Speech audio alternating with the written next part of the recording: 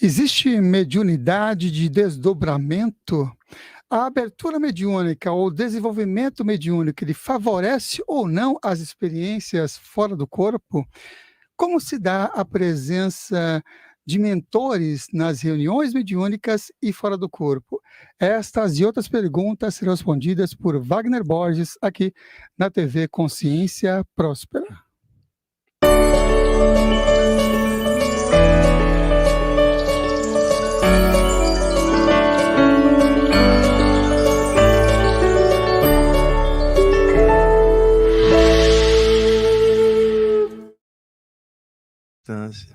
Bem-vindo a mais uma edição do programa Consciência Próspera, esse programa de entrevista que completou já 13 anos, desde o dia 10 de março de 2010, e mais de 860 convidados já passaram por aqui. E o Wagner Borges, que é o nosso convidado de hoje, que está inclusive transmitido simultaneamente aqui no canal Consciência Próspera e no canal PPB Wagner Borges, já esteve aqui, dezenas de vezes. No aniversário dele eu vou fazer igual eu fiz no ano retrasado. Vou colocar vocês para maratonar Wagner Borges, o dia inteiro de conteúdo com Wagner Borges. E o tema de hoje é saídas do corpo no contexto mediúnico. Bem-vindo, Wagner. Samuel, boa tarde o pessoal que está assistindo. Que legal estar aqui mais uma vez. Da última vez eu falei sobre saídas do corpo no contexto esotérico. Aí a gente hoje vai falar de saídas do corpo no contexto mediúnico. E é sempre bom ir falando de saídas do corpo, contexto xamânico, por exemplo, e vários outros, para dar uma visão de conjunto bem universalista, porque saídas do corpo, na verdade, não tem dono, cara. Embora você possa ter um pesquisador ou outro arrogante que acha que só a abordagem dele está certa, seja esse ou aquele, é um tema que praticamente todas as áreas tocam em algum momento. Na questão, quem está latindo aqui é o Rama, quietinho, rapaz. No programa ao vivo, o Rama veio, está aqui do lado. E em algum momento, estudos espirituais de qualquer área tocam na temática ou dos chakras, ou das saídas do corpo, ou da imortalidade da consciência. Então são temas assim recorrentes, por isso é bom a gente dar pinceladas das saídas do corpo em várias áreas.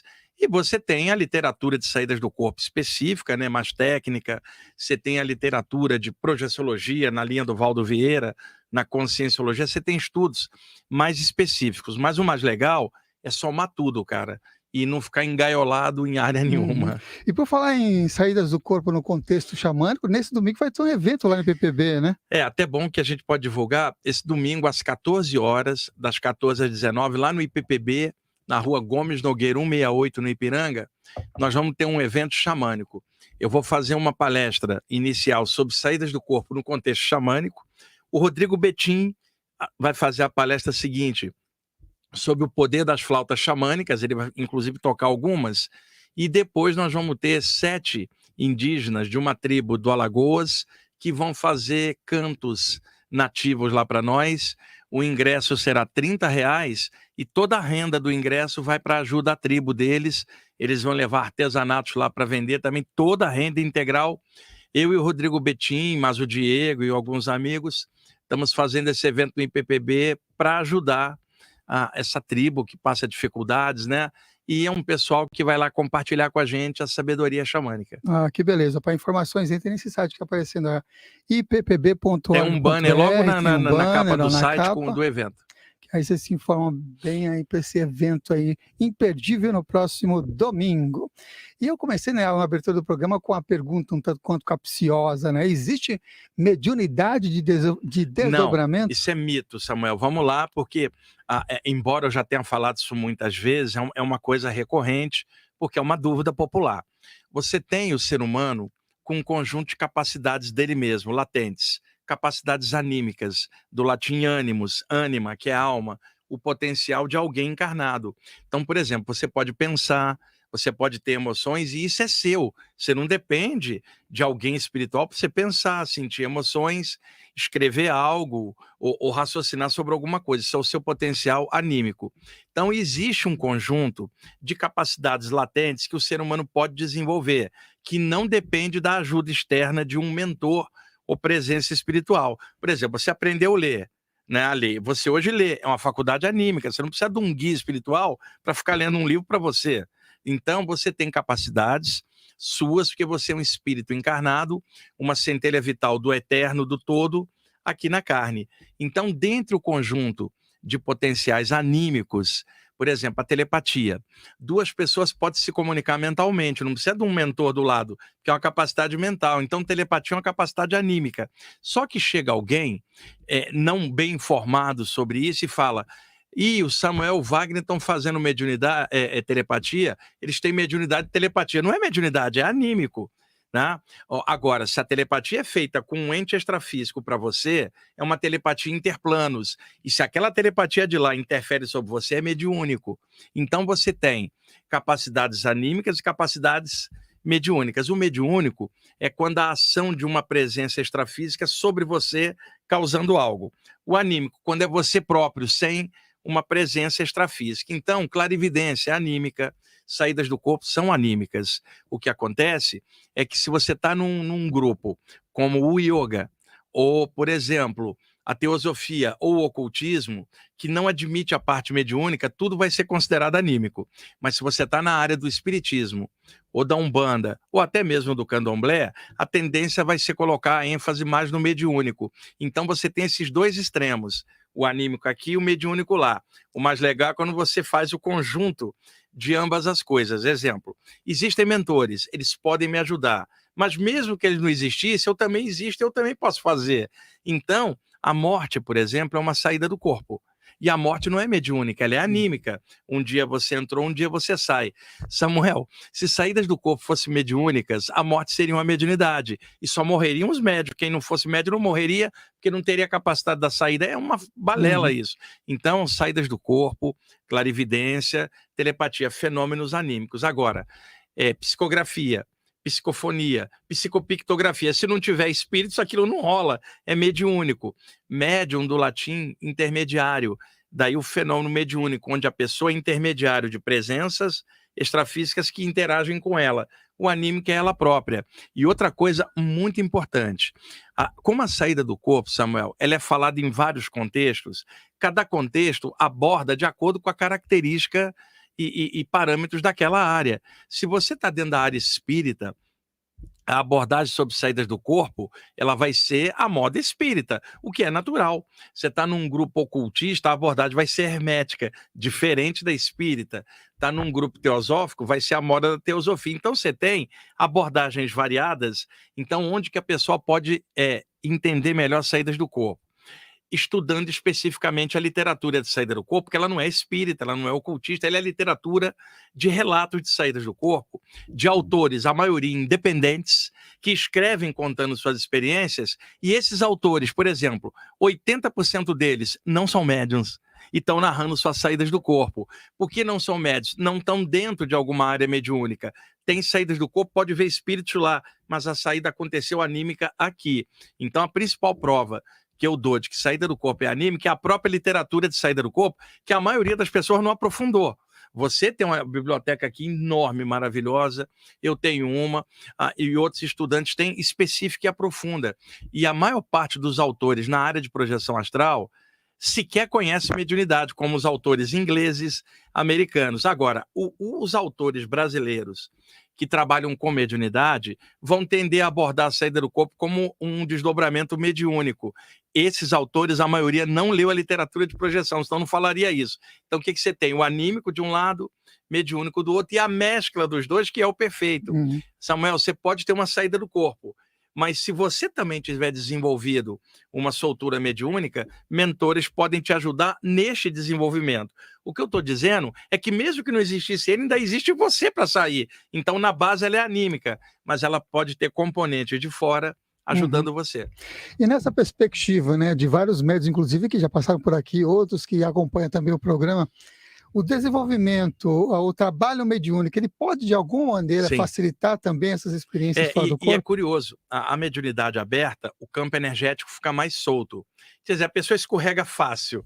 Então, isto facilita uma soltura para o lado de lá, porque parte dessa soltura já ocorre na vigília, no momento mediúnico. Quando a pessoa vai deitar, o metabolismo cardiorrespiratório relaxa, e as ondas cerebrais também, o que acontece? Como ela já é médium, a tendência é o campo energético fluir. Agora, isso não significa que aquela pessoa que é médium sabe usufruir da saída. Ela tem uma soltura. Aqui ela pode trabalhar mediunicamente, mas na hora da saída, se ela não tiver uma estrutura, ela não consegue usufruir. E outra, ela é levada por mentores, como doadora de energia. Ela própria não conhece o mecanismo daquilo, a não ser que ela estude projeção e soma com a mediunidade. Aí vai ser uma coisa perfeita e curioso. A mediunidade ajuda nas projeções, mas as projeções não ajudam na mediunidade. Alguém desenvolveu a mediunidade, ela pode ter mais projeções, que o campo está mais solto. Agora, alguém está tendo muita projeção, não significa que ela é médium na vigília. Você vê como é importante a gente estudar isso, conceituar, colocar tudo no bojo geral e ter uma visão geral para não ficar preso só numa maneira. Normalmente os trabalhos mediúnicos, né, são considerados trabalhos de assistência espiritual. Sim, a maior né? parte. E quando começa e quando termina um trabalho de assistência espiritual? Tem o antes, o meio e o depois? Olha, ô Samuel, por exemplo, suponha que você começa a ter saídas do corpo espontâneas. Você começa a ler a literatura de projeção astral. A maior parte ali é anímica. E aí você tenta desenvolver e tal. Um dia, você começa a participar de um grupo espiritual, seja lá onde for. Um grupo que trabalha em mediunidade, por exemplo. Naquele grupo tem uma egrégora, uma atmosfera. E ali tem os mentores que trabalham, ajudando aquele trabalho. Eles vão agora conhecer a sua assinatura energética, toda semana você está lá. Você passa a ser um membro da casa, ou desenvolve a própria mediunidade. Então, como eles agora conhecem sua energia, eles podem interagir com você na sua casa durante o sono. E aí, de madrugada, mãos invisíveis aplicam passes como aplicariam lá, e ajuda a soltar o corpo psíquico para fora, porque já é conhecido de lá. Então, antes você tinha uma carreira solo, eram as projeções. Agora uma carreira com banda, cara, tem os outros. E aí já não é para onde você quer ir, é para onde os mentores vão levar você. Como lá naquele grupo se pratica assistência espiritual, seja por prece, ou em outro lugar por mantra, ou por irradiação de energia, obviamente que as horas de sono propiciam uma liberdade maior, porque uma reunião mediúnica vai ter que ocorrer num lugar específico, a mediunidade é intracorpórea de lá para cá, vai ter um horário, um dia de semana ou 2 que você vai até lá. Só que você tem 7 noites por semana dormindo. E outrora, só se imaginava que trabalho de assistência só rolava no centro. E fala, não mexe com isso em casa. Mas veja, durante as horas de sono, o corpo astral se desprende. E aí qual é a sua casa? Sua casa é o universo. A palavra astral, do latim astrum, estelar. Sua casa são as estrelas. Ninguém pode te impedir de falar, você só pode sair do corpo uma vez por semana. Não. Você tem 7 noites por semana. Os mentores podem espichar a assistência para as horas de sono. Então não tem hora para começar e hora para acabar. O horário é aqui. A reunião mediúnica tal hora, mas ela se estende nas horas de sono e pode acontecer na vigília, por um fator ou outro, uma assistência por uma urgência, alguma coisa, os mentores usam tua energia e leva para lá. E é muito legal isso, porque essa ação dos mentores com um médium estende o trabalho dele de assistência para lá, e para o médium é uma vantagem, ele está trabalhando mais. E trabalhando mais, ele evolui mais, ele avança mais, sabe? Ele dilui coisas dele mesmo nessas saídas. E é claro, a ajuda que está sendo dada vai ampliando a energia dele, ele vai tendo qualidade melhor nas saídas. Agora, por outro lado, está cheio de médiums totalmente condicionados religiosamente. Médiums que estão lacrados só numa coisa. Por exemplo, Samuel, eu ouvia muito falar, médium bom é médium evangelizado. E eu dizia, não, médium bom é o que usa a mediunidade para fazer o bem, seja ele cristão, muçulmano, judeu ou hindu. Porque você não vai achar que a mediunidade é algo cristã. A mediunidade é a capacidade humana, mas algumas doutrinas que trabalham com ela linkaram com o evangelho, como o espiritismo. A Umbanda tem outros links porque é mais eclética, né? Surgiu aqui no Brasil, é mais igual ao brasileiro, negro, índio e branco no amálgama. Se você pegar um grupo mais europeu, já não vai linkar tanto com o evangelho, mas aqui no Brasil houve esse link do espiritismo com o evangelho, o que é legal, porque está balizando nos ensinamentos de Jesus, mas daí achar que o médium tem que só seguir Jesus, não. E se o médium gostar do Krishna? E se ele gostar do Maomé ou do Buda, não é médium bom? Então, o que faz a mediunidade ser boa não é o livro X ou Y, é o caráter da pessoa. Então, um médium condicionado religiosamente, ele trabalha a mediunidade só dentro daquela caixinha religiosa. Ele não consegue conceber a mediunidade num espectro maior. E esse médium, embora tenha soltura, ele pode travar a lucidez dele nas projeções pelo condicionamento religioso. Uhum. E nesse caso desse médium que tem o seu trabalho aqui, né, no grupo específico, naquela egrégora, onde está aquele selo energético, os amparadores já conhecem.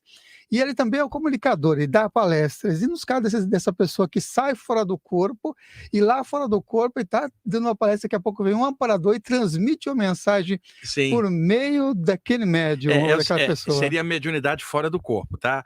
Veja, a saída do corpo é anímica, mas ela pode ter componentes mediúnicos na ajuda de fora. Então, Samuel, você é levado lá fora.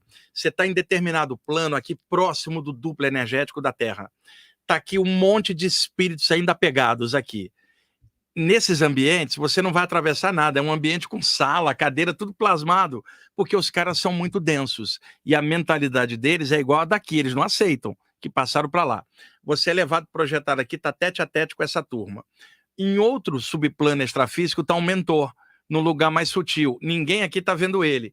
Ele joga um fluxo pelo chakra coronário, ou melhor, para chakra coronário, lá fora, e com o corpo mental dele, no corpo mental dele, desce um fluxo e você comunica a ele. Isto é mediunidade fora do corpo. O que eu estou dizendo é que a mediunidade, ela pode, aqui embaixo, não ter e a saída ser anímica. Agora, lá fora, se é você que está dando a palestra, é anímico. Mas se tem um mentor que canaliza com você e ninguém percebe, aquilo é mediúnico. E outra coisa importante falar, Samuel, porque pouca gente fala nisso. Existe o fenômeno mediúnico fora do corpo. Então, por exemplo, na mediunidade clássica, você é um médium, está ali, seja de Umbanda, Candomblé, Espiritismo, e há diferenças doutrinárias entre cada área. Eu estou colocando a mediunidade como um todo. Você está ali numa reunião, vem uma outra presença extrafísica que acopla interplanos com você. Ela não entra no teu corpo, isso é mito. O nome incorporação é inadequado, porque incorporar significa que o cara entrou. Aí lembra aquelas coisas, olha, o diabo entrou na pessoa, possuiu a ela. Não é possessão, né? É uma subjugação psíquica em que o médium concorda por um trabalho. Muitas vezes esse médium, antes de reencarnar, fez uma programação com mentores para que durante a vida ele funcionasse como elo e os outros agissem através dele. Às vezes tem coisa que é programada e tem outras que às vezes eclodem, porque o ser humano é um universo de potenciais e de acordo com como a vida vai levando, de repente algo surgiu. Os mentores falam, surgiu? Então aproveitemos. Então existe a mediunidade que aflora, existe a mediunidade que pode ser programada, são várias questões. O que não pode é fechar pacote e querer interpretar tudo de um jeito só. Então, na mediunidade aqui, vêm os espíritos de lá e acoplam com o médium aqui. É um fenômeno intracorpóreo. A saída do corpo é um fenômeno daqui para lá, ele é extracorpóreo. Veja bem as diferenças, embora você possa ter um médium que tenha projeção e um projetor que possa desenvolver mediunidade. Foi o meu caso, um ano de sessão de desobsessão. Eu falo tudo a partir de experiência. Eu pude experimentar muitas coisas em reuniões de desobsessão. A gente tem até um programa que é o lado oculto das reuniões mediúnicas que a gente fez. Você pode até botar o link aí depois se você achar, porque a gente falou das reuniões de desobsessão. Então, voltando ali. Samuel, se acopla aqui, o espírito está aqui. Ou pode estar até à distância, acoplado psiquicamente. Você saiu do corpo. Aqui na vigília, a sensação que o médium tem é que houve uma interpenetração, como se ele se tornasse o outro. Mas aquilo é mental, não é somático. E é psicossomático como a mente afeta o corpo, mas é uma coisa psíquica e não carnal. Uma entidade não precisa entrar no teu corpo para dominar sua mente, que é a mediunidade. Então você saiu do corpo. Aqui está você. Aqui está um mentor, tá? Em outro plano. Ele pode vir e acoplar energeticamente com você, como ele acoplaria cá embaixo, ainda mais se você já é médium aqui. Só que ali é uma diferença. O corpo astral é dotado de alta plasticidade. Ele não é um corpo denso igual ao corpo humano. Então, a sensação das bioenergias, ela é mais intensa. Então, aqui você tinha um ser de outro plano acoplado com você interplanos. Aqui você tem alguém com corpo astral e outro com corpo astral, não tem o corpo físico no meio. Então, na hora que ele interpenetra, dá a sensação de fusão. Ali sim, você falaria, parece até que um entrou no outro. Aqui não, porque tem um corpo no meio. Embora a pessoa possa sentir isso, lá fora é a incorporação fora do corpo. É que o termo incorporação ele não é adequado. E ali pode ocorrer um fenômeno, o mentor acoplar e passar uma mensagem através de você para outros. Também pode ocorrer o seguinte, Samuel, uma entidade do plano mental, um ser sem forma, ele pode acoplar com um mentor que está ali e o mentor acoplar com você, quer dizer, uma passagem a 3. Para projetores avançados, e isso já ocorreu comigo, quando eu digo avançado é porque pôde aprofundar, não é porque é melhor que ninguém, mas pôde estudar um pouco mais, pode acontecer de um ser do plano mental acoplar diretamente com você, cara, pelo para-chakra coronário, e aí rolar um processo interessante. E a outra coisa, um médium de desobsessão pode acoplar uma entidade carente aqui, interpenetrada para receber ajuda. Lá fora está você aqui, Samuel. O mentor traz aquela entidade e acopla com você aqui, vai dar a sensação de fusão, tipo, parece que você é ele, ele é você, e eu sei porque muitas vezes aconteceu. Então a mediunidade pode rolar fora do corpo em vários níveis, e isto ocorre principalmente na Umbanda, pela característica da Umbanda, como a mediunidade é desenvolvida ali, ligada mais a processo da natureza, desmanche de magia. Na área espírita tem relatos também, nos livros do Divaldo Pereira Franco e outros, mas a quantidade de relatos é menor. Eu sei porque eu trabalho com o público e dou palestra em área espírita, umbandista e outras áreas. Então, a quantidade de relatos de incorporação no astral vem mais por via umbandista, embora na própria Umbanda não se tenha um estudo ainda sobre isso, mas os médiuns sentem muito isso. E na área espírita um pouco menos. E acredito que na área espiritualista, onde tem vários grupos mediúnicos que não assinala link com nada, são grupos novos de forma universalista, isso também ocorre com frequência. Uhum. Nessa perspectiva mais geral, vamos chamar assim, né, na sua opinião, quais os motivos de reduzir a chamada mediunidade mecânica e o aumento da chamada mediunidade dos médios conscientes? É que a mediunidade mecânica, o médium está passivo, né, cara? Ele é apenas um instrumento, um veículo. Na mediunidade consciente, quanto mais cabedal o médium tiver aqui, melhor para o espírito achar nesse cabedal outras fluências do que no médium mecânico. E isso é claro, o médium mecânico está diminuindo por causa do fenômeno físico, porque a humanidade, mesmo com todas as encrencas, está desenvolvendo mais. 500 anos antes a porqueira da Inquisição.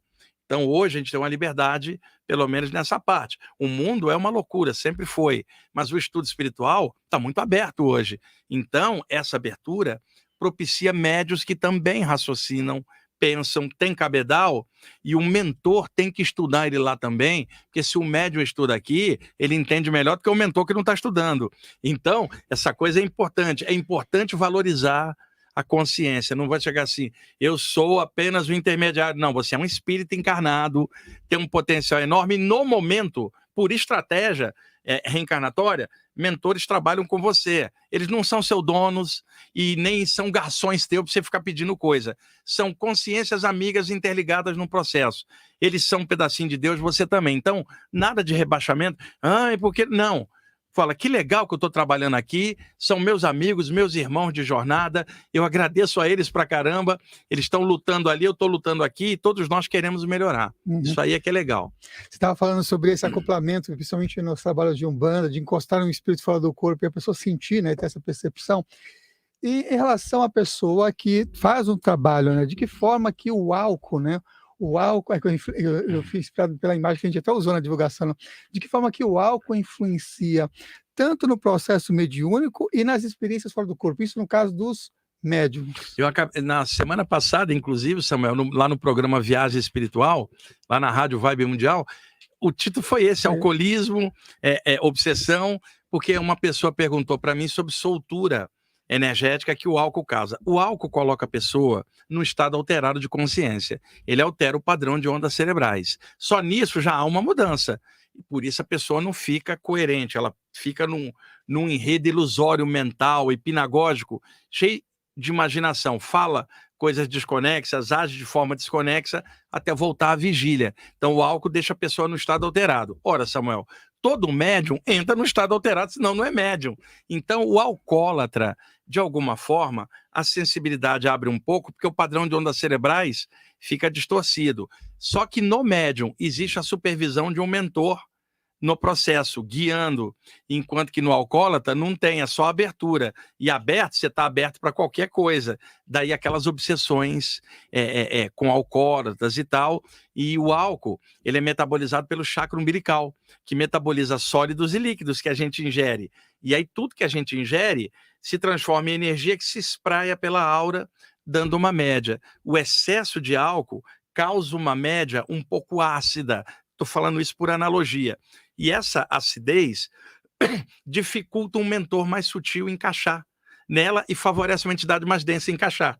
E outra coisa, como é que um médium que bebe muito, que seja alcoólatra na vigília, por exemplo, e não nos dias da reunião, como é que vai acontecer na hora de uma sessão um mentor trazer uma entidade alcoólatra? Como é que vai incorporar no médium alcoólatra, cara? Quer dizer, então atrapalha. E nas projeções, como o chakra umbilical fica muito urajásico, excitado, acaba criando uma contração. E é um paradoxo. Ocorre uma soltura, mas a área do chakra umbilical está muito condensada. E o cordão de prata, que é o elo energético entre a parte astral e física, ele sai da cabeça aos pés, principalmente da área dos 7 chakras, e se junta formando um feixe energético. O filamento que sair do chakra umbilical, ele vai estar muito mais grosso do que os outros filamentos, porque ali está sendo metabolizado o álcool, e isso causa uma compressão, uma trava. A pessoa tende a ir e fica travado neste plano, não consegue acesso. Não é moral o que eu estou falando, é técnico. É um lance de intoxicação energética causada pelo álcool. Agora, muita gente fala no dia da reunião, não come coisa pesada, não bebe álcool para não sobrecarregar o chakra umbilical, que, aliás, tem outras funções, né? Como dilatar a aura, e isso é útil para um médium numa reunião. Acontece que uma pessoa que trabalha com saídas do corpo, Samuel, toda noite é uma possibilidade.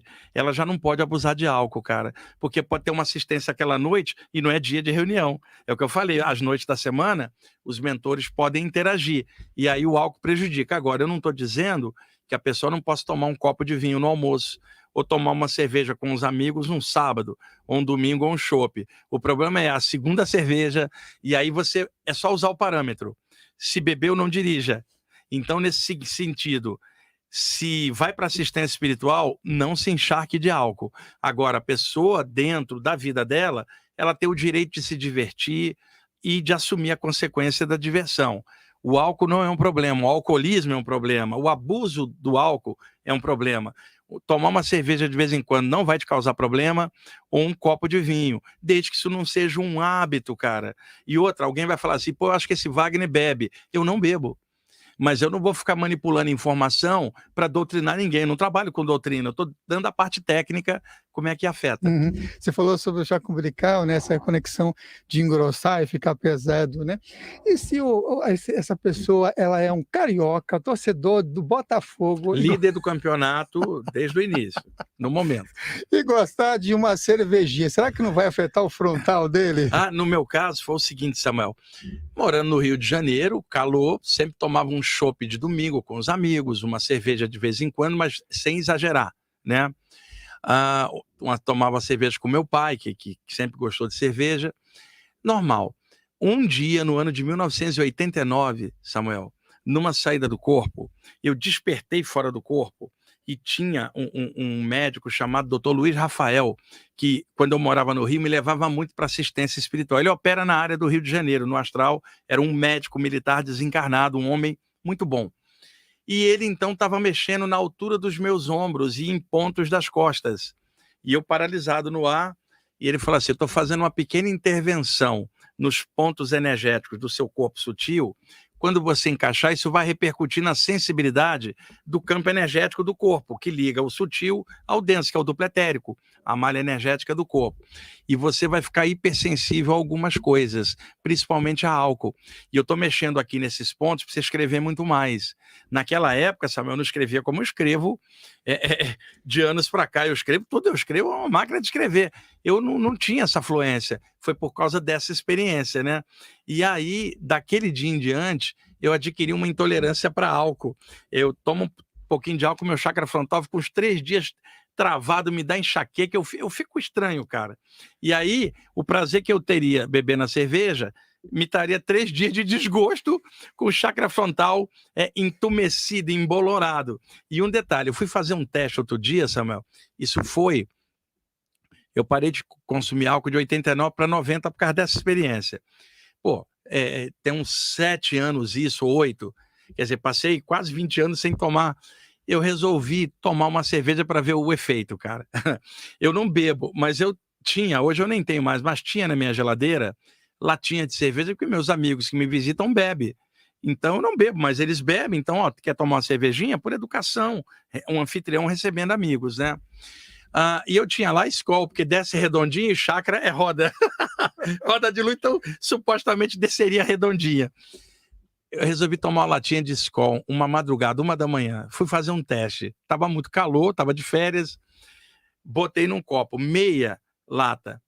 Tomei, não cheguei a meio copo. Comecei a passar mal, cara. Passei o resto da madrugada passando mal.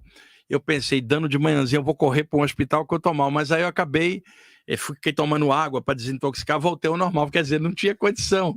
E outra, se eu pudesse, eu tomaria uma cerveja, cara. Eu adoro. Né? E às vezes alguém faz um mito com você, tipo assim, olha, ele não bebe, ele é evoluído. Que nada, se eu pudesse tomava uma hoje, é que eu não posso, sabe? Eu sou bem direto, franco, e acho que essas coisas têm que ser de forma normal, não tem que ficar fazendo mito com nada. Se eu pudesse tomar uma cerveja original, aquela, né? E outra, eu sempre brinco, tem uma cerveja que o hindu pode tomar, Brahma. Então, mas no geral o álcool afeta bastante quando a pessoa exagera.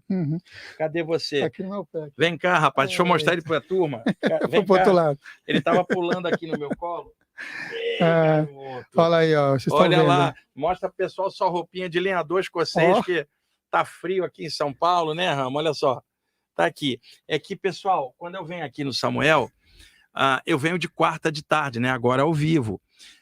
Antes a gente fazia à noite, mas eu tô com tanta atividade à noite, a gente só pode fazer de tarde. Então, eu trago o Rama para cá, porque daqui eu vou lá para o IPPB no Ipiranga, onde tem a reunião do grupo de estudos de toda quarta-feira, que são 100 pessoas, um grupo fechado, e o Rama participa. Então, daqui eu vou direto para lá e ele acaba vindo. Vocês já viram aí o famoso Rama. Você falou no contexto, falou do yoga, né? A Brahma, a número 1, né? E também citou sobre quem estuda também, tanto no processo de trabalhos espirituais no yoga e também na saída do corpo. No caso da meditação, acho que essa pergunta pode ser que tenha fito, né? A meditação, ela influencia na saída do corpo? Ela tem alguma influência na saída do corpo? Não, mas tudo aí é muito relativo. Quem vai meditar, Samuel, não está querendo uma saída do corpo, está querendo meditar. E a meditação, ela é uma interiorização, né? Um mergulho para dentro. Se alcançar um estado de equilíbrio mental, a natureza da mente é produzir pensamentos. Então a mente é uma corredeira, o tempo inteiro está produzindo pensamentos. E às vezes tem vezes que nós estamos tão estressados em loop que fica uma camada de pensamentos girando e fala, meu Deus, para um pouquinho, parecendo que a mente está exagerando, né, radicalizando, e você não consegue controlar. A meditação, ela transforma o fluxo mental em algo tranquilo, como se a mente fosse uma corredeira de pensamentos. A meditação transforma num remanso. Os pensamentos existem, mas não incomodam, não te agitam, né? Eu até já contei isso outra vez. Teve um yogi que treinou anos para parar de pensar. Quando ele parou de pensar, ele pensou: parei, isso era o pensamento. Então, meditação não é zerar a mente, como muita gente imagina. É simplesmente deixá-la sátvica, tranquila. E outra coisa, boa parte das pessoas cochila ou dorme e depois diz que estava meditando. Vamos ser bem claro, a gente tem que ser direto, não pode ficar dando viajada na maionese astral. E tem as pessoas que praticam a meditação como algo que para elas é importantíssimo. Então, a meditação, ela é um fenômeno de interiorização para equilibrar a mente. O processo faz as ondas cerebrais descerem. E como ela está sentada parada, o metabolismo cardiorrespiratório relaxa um pouquinho. Não igual no sono, porque ela está meditando sentada na posição vertical. A pessoa deitada está na horizontal, a gravidade está mais incidindo em cima, e as ondas cerebrais no sono vão sair da vigília para ondas alfa, de cochilo, ondas teta, que é o sono leve, e ondas delta, que é o sono profundo. Na meditação, se você cair em ondas delta, você dorme. A meditação é ficar entre esses estados, e ali a mente fica criativa e descansa. Então, como cai um pouquinho o padrão de ondas cerebrais e o corpo está mais tranquila, o campo energético abre e às vezes o corpo espiritual se projeta, não porque a pessoa estava querendo, ele se solta porque o metabolismo está baixo, normalmente sentado por aqui ou escorregando para a lateral. E a pessoa está sentada meditando, Samuel, a aura solta um pouquinho para cá ou um pouquinho para cá, dá uma sensação que a pessoa está caindo de lado. Aí ela faz assim, ó, dá um solavanco que estava desencaixando e encaixou. Então pode acontecer, eventualmente, uma saída durante a meditação, mas não é comum como durante o sono. Por isso, a maioria dos relatos no mundo inteiro, na literatura de projeção, qual é a condição básica que se encontra na maioria dos relatos? Durante o sono, porque é um momento do dia que a pessoa se permite mais horas de relaxamento, e o metabolismo está lá no fundo. Então, 90% dos relatos de saídas do corpo durante o sono. Vai sobrar 10% para situações alternativas, como durante a meditação, em algum caso, um transe anímico, um transe mediúnico. Pode acontecer mais raramente de um médium estar numa reunião, como acontecia comigo, né? E aí, de repente, passes extrafísicos dos mentores, você se solta para cá. Você vira no ar e olha, teu corpo está aqui vazio de você e tem um mentor aqui fazendo uma mensagem quando você está fora. E você olha aquilo de fora. Agora, não significa que todas as vezes que a psicofonia ocorre, você está fora. 90% das vezes você está dentro, ligeiramente para fora, no estado alterado. Mas uma vez ou outra pode rolar uma projeção concomitante. E isto na mediunidade clássica de desobsessão. Essa é uma pergunta que eu ia fazer, então fazer uma outra. Os profetas, né, descritos na Bíblia, eles eram... Deixa ele no chão, o ramo ali, ó. É melhor. Esse cara tá hoje impossível. Os profetas lá descritos na Bíblia, eles eram médiuns, clarividentes e tinham saídas do corpo? Olha, vários deles tinham capacidades parapsíquicas, tanto anímicas quanto mediúnicas, né? Eu cito sempre o Paulo de Tarso, que as pessoas em casa podem conferir, Coríntios 1, capítulo 15, versículo 44, onde o Paulo de Tarso fala assim: se há corpo carnal, existe um corpo espiritual e ele sobrevive à morte. Coríntios 1, capítulo 15, versículo 44. E em Coríntios 2, capítulo 12, versículo 2 a 6, o Paulo de Tarso fala assim: conheço um homem em Cristo que foi arrebatado ao terceiro céu. Se dentro do corpo ou fora do corpo, só Deus é que sabe.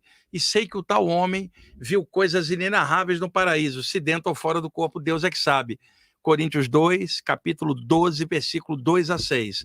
Existe relato de saídas do corpo em Atos dos Apóstolos, em Lucas, existe no Apocalipse de João, Ezequiel tem um monte, eu posso pedir o pessoal em casa, Ezequiel 8, todos os versículos a partir do 1, onde ele está numa reunião com os anciões de Judá, desce uma coluna de luz que ele fala que é a mão de Deus que desceu nele, de dentro da coluna sai uma mão, a mão pega ele pelos cabelos e leva ele para fora do corpo. Pô, se tem uma mão, tem uma entidade ali dentro, não era a mão de Deus, o eterno, no absoluto, a mão de um ser, puxa ele para fora. Está em Ezequiel capítulo 8, versículo 1 até o 6 ou 7, ali a descrição dele. E tem vários outros trechos, cara, tem em Reis lá atrás, é que eu não tenho aqui de cabeça, mas eu tenho mapeado tudo em casa. E por quê? Porque em casa minha mãe era evangélica quando eu era adolescente. E a minha mãe tentava forçar a barra para eu ler a Bíblia. Eu lia a Bíblia, mas o que eu achava? Os relatos saíram do corpo. E aí não tinha como ela dizer que eu estava endemoniado ou mentindo, porque estava ali. E quando eu cito isso, tem gente, tanto católico quanto evangélico, que fala: por que você está usando a referência de uma religião que não é a tua? Porque quem mais ataca a gente são os cristãos, dizendo que você está com o diabo. Então fala: não estou com o diabo, você que é ignorante. Olha aqui, ó, Paulo de Tarso, João, Ezequiel, e mostro ali, porque a pessoa vem te atacar, você não liga a mínima para a religião dela, mas ela liga o máximo se você está falando de um contexto espiritual que escapa da limitação mental da pessoa. Então cada um deve seguir o que quiser, a Bíblia tem coisas incríveis para você tirar, mas tem que ter entendimento. Outro dia passou um carro, tinha um adesivo, que era um provérbio bíblico: os olhos de Deus estão em tudo. Estava lá. Eu pensei, numa visão universalista, os olhos de Deus estão em tudo, porque o todo está em tudo. Na visão de um fanático religioso, vira uma ameaça: cuidado, Deus está te olhando. Quer dizer, é um processo. Então, é a limitação que o fanatismo causa, a pessoa tende a condenar qualquer coisa fora do dela. E na minha visão, não me interessa a religião de alguém ou se alguém não tem religião. É o caráter dela, o que ela pensa, sente que é o que ela é verdadeiramente. E no contexto católico que você citou, né, sobre o termo de bicorporeidade,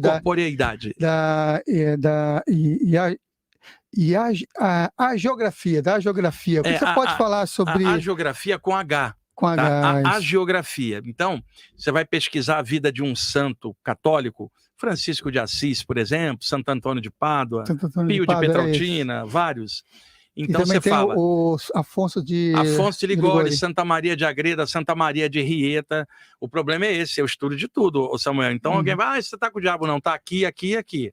Então é importante assinalar a segurança da informação, porque o outro vem te atacar por insegurança do fanatismo dele, que para você não tá ligando para ele, mas quando ele vem em cima de você, você tem que estar pronto. E você fala estudos hagiográficos, quando você pesquisa a vida de um santo. Então há vários relatos de santos católicos, como Afonso de Ligório, 1788 em Florença, na Itália. Estava deitado em Arienzo, uma cidade do interior da Itália, estava rezando uma missa, desmaiou.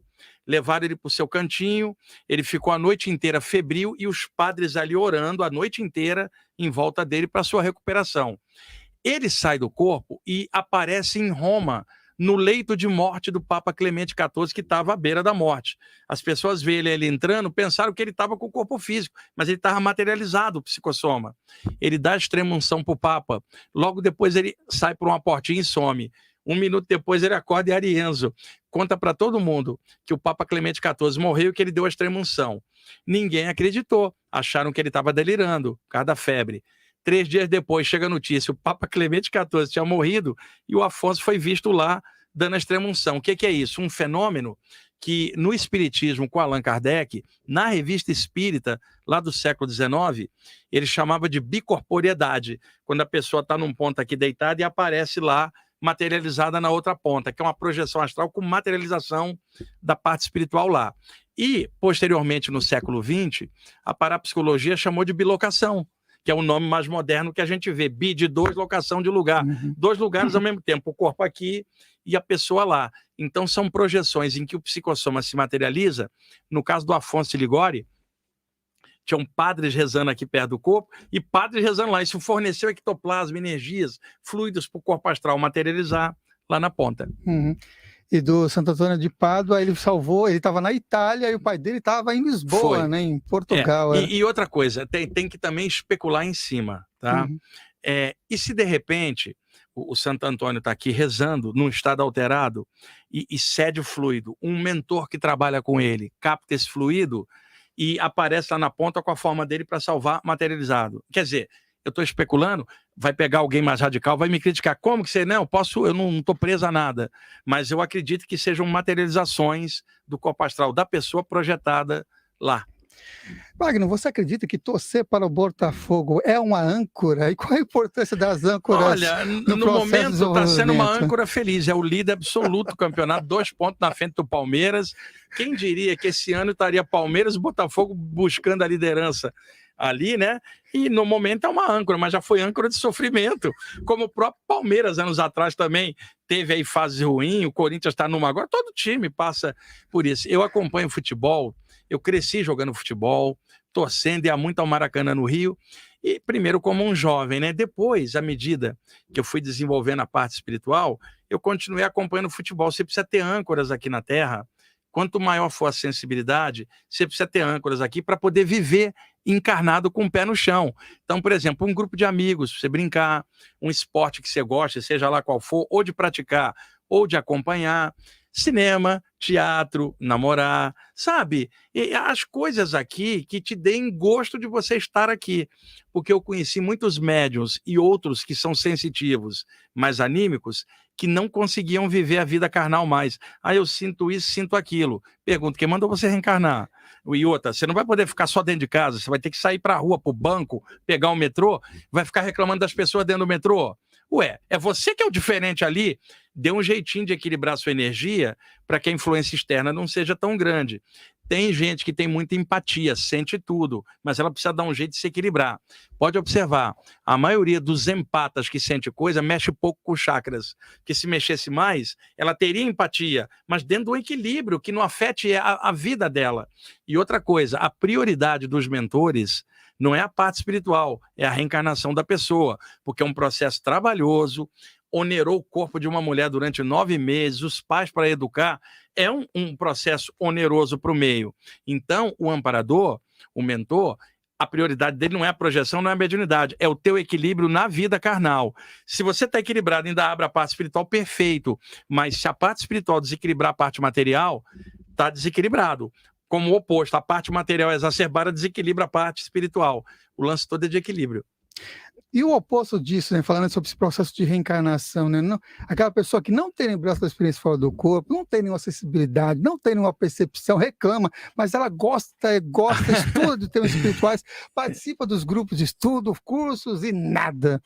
Por que será?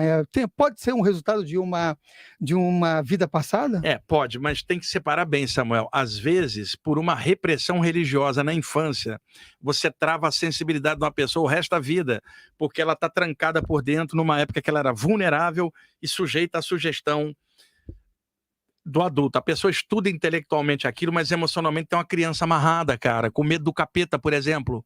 Eu conheci um monte de gente, estudava pra caramba, uma baratinha, sei lá, um besourinho bateu no armário dela, ela acha que o umbral inteiro tá no quarto e com medo, mesmo com estudo, o medo vai travar. Por causa da adrenalina, dispara, o corpo fica arajásico, agitado, impede a saída. Então, primeiro ponto, existem repressões aqui, seja pelo lado cético, ou pelo lado da religião em qualquer área, oriental ou ocidental, reprimindo a pessoa. Hoje, em adulta, ela não consegue quebrar esses grilhões, mesmo estudando. A outra possibilidade, vidas passadas, abuso com magia ou com capacidades paranormais, se ela vem novamente com tudo solto, ela pode cometer o mesmo erro. E aí, como eu falei, a prioridade para o mentor é a encarnação dela. Então, antes dela descer, ele cerceia um pouco a sensibilidade da pessoa com energia, e o duplo etérico formado, ele engrossa um pouco para que a pessoa não tenha sensibilidade exacerbada, para evitar escorregar no mesmo erro. Aí você fala, mas como que ela gosta da parte espiritual? Isso o mentor não pode tirar, porque é anímico, são os interesses dela. Então, aqui ela vai estudar, vai atrás, mas ela não tem a sensibilidade, ela está em quarentena nessa encarnação. Agora, nada é para sempre, de repente era por um tempo, então a pessoa deve desenvolver. E outra, mesmo que a sensibilidade dela não abra, o importante é o despertar da consciência dela, porque a capacidade parapsíquica não é o mesmo que despertar espiritual, porque você tem gente com a capacidade aberta sem maturidade nenhuma. Então, o lance principal não é a sensibilidade, é o caráter da pessoa se está melhorando com esse estudo. Então, se ela está atravessando essa vida dentro de alguma vibe espiritual, e isso cala fundo no coração dela, está tudo resolvido. A sensibilidade é o de menos. E ela vai ter esse cerne dentro dela e vai atravessar. E eu conheci também grupos de sensitivos reunidos para trabalho de cura. E aí um falava, eu vi isso, eu vi aquilo, o outro falava, eu não vi nada, e ficava com a autoestima baixa. Só que tinha um outro lado. Essa pessoa que não tinha visto nada era a maior doadora de energia do grupo, mais do que os outros. Ela funcionava bem, embora não sentisse. Então, tudo isso é relativo, o lance todo é de equilíbrio. E outra, vê se o estudo espiritual está te deixando feliz. Porque se não for para ser feliz, não adianta nada. E eu não consigo entender gente falar assim, eu sou médium de prova. Caramba, que prova o caramba? Pô, eu estou feliz com tudo isso? Como que você é médium de prova? Porque você não entendeu nada. E isso aí, atravessar uma encarnação, só comendo, bebendo, dormindo, copulando, respirando e morrendo sem sentido, eu não consigo entender isso. Eu comecei com 15 anos, estou com 61, eu não consigo lembrar da minha vida sem a parte espiritual. Se me tirar isso aí, eu tô oco. Não é prova para mim. Isso é a grande essência. Sem isso, eu estaria muito mal. Uhum. O condicionamento mediúnico, ele pode modificar o teor da mensagem daquele amparador, daquele espírito que quer transmitir? E outra, os sonhos, ele pode camuflar também as experiências fora do corpo? Sim, isso é uma mistureba. Na mediunidade, o mentor pode passar algo, mas o animismo da pessoa é muito grande, a pessoa vai e mistura, que é o grande terror de quem mexe com a mediunidade, se aquilo é mediúnico ou é anímico dela fantasiando. Isso aí a pessoa descobre com o tempo e a própria prática, e como ela se sente com aquilo. E na questão do sonho, ela pode ter uma atividade espiritual lá, na hora que ela encaixa, ela apaga, Samuel, dentro do corpo. 2 horas depois ela acorda. Nessas 2 horas de hiato, o cérebro jogou 3 sonhos em cima da memória da saída. Ela não vai saber discernir nessa mistura, porque misturou. Então, qual é o segredo? Entrar no corpo e abrir os olhos, despertar o corpo, para não deixar ele embolar. Aí não há dúvida alguma. É o que acontece comigo. Agora, isso tem toda uma estrutura para estudar, desenvolver os chakras da cabeça, leitura sobre o tema. Não é uma coisa que você fala assim, eu quero isso aqui. Não, você quer como? Qualquer área de desenvolvimento humano e espiritual vai levar tempo de maturação, vai levar quebra de medo, quebra de paradigmas, e eu conheço muita gente intelectualizada em estudo espiritual com bilhões de informação, lê um monte de coisa, nada daquilo vem para o coração dela e torna-se atitude.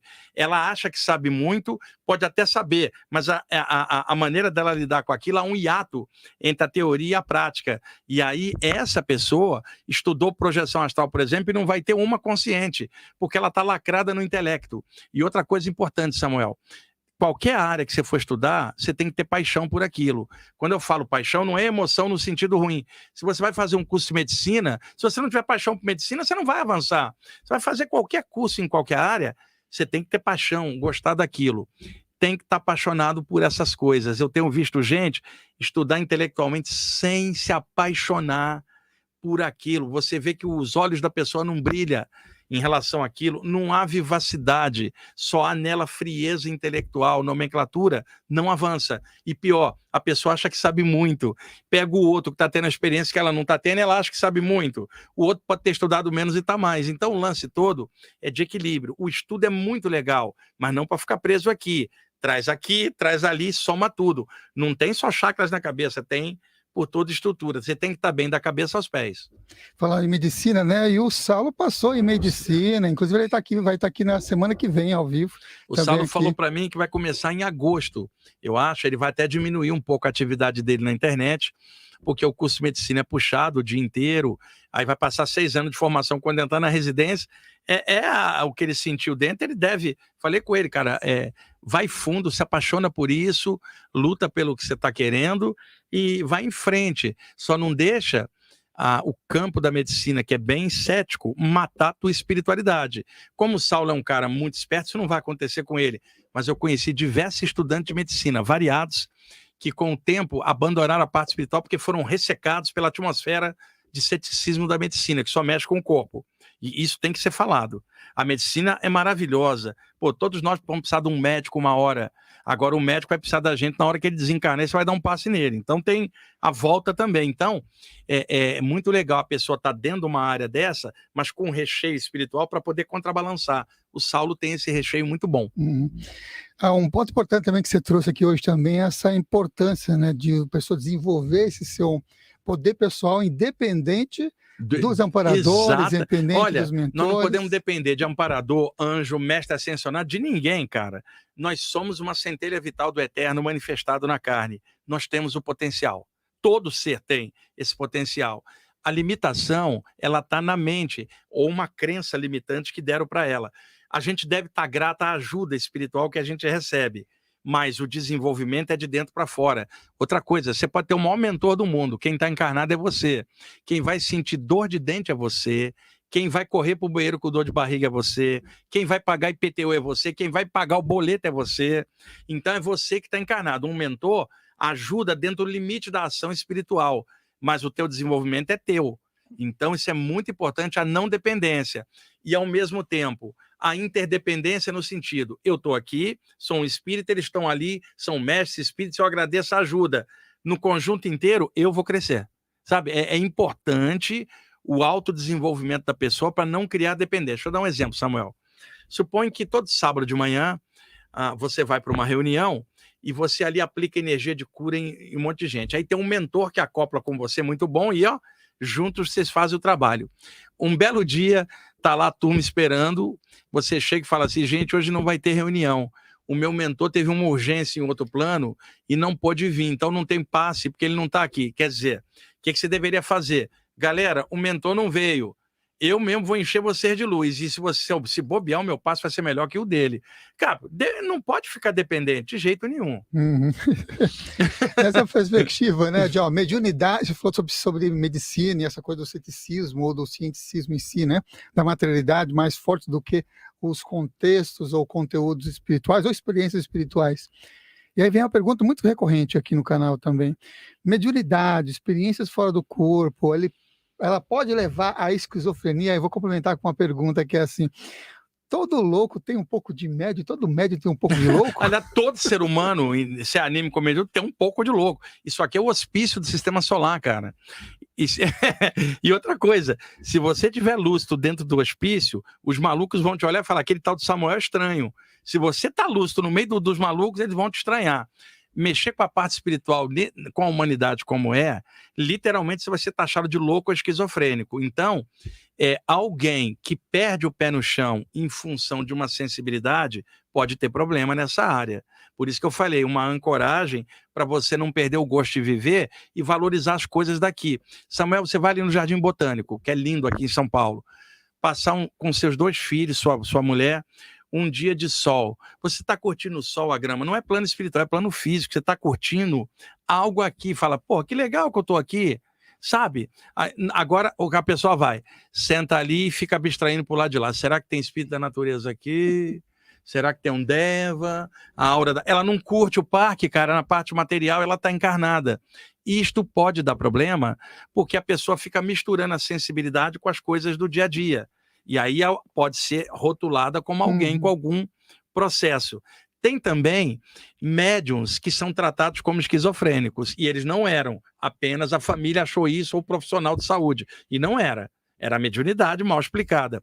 E tem o oposto, gente esquizofrênica que o pessoal achou que era médium. Por isso, a filtragem disso tem que ter discernimento, pé no chão. O lance é, observa a pessoa, toda a caminhada dela espiritual, está equilibrando ela, se não tiver tem algo errado. Está mantendo ela feliz, ela tem uma energia legal, isso é o que vai dar. E outra, ela está normal no dia a dia com as pessoas, é aí que você vê o pé no chão, ajuda você, aquele exemplo de sempre. Uma árvore só vai para cima se estiver bem enraizada. Você falou do Parque Jardim Botânico, e recomendamos, é super bonito mesmo de visitar. E nesse parque foi gravado algumas cenas daquela novela A Viagem, quando ele estava fora quando estava no mundo espiritual. Foi gravado lá. Olha, o Jardim Botânico aqui de São Paulo é muito legal. O do Rio também é.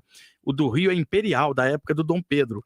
Tem umas palmeiras enormes lá. Eu adorava quando morava no Rio ir lá. E hoje eu vou aqui, eu moro na Saúde, é mais ou menos perto do Jardim Botânico, tem um zoológico no fundo. Eu adoro ir lá, principalmente em setembro, quando tem exposição das flores. Eu adoro essa energia, cara. Você passa um dia lá tranquilo, vai com os amigos, brinca, almoça, tem um restaurante bom lá, ou leva lanche, leva as crianças, sabe? É um passeio.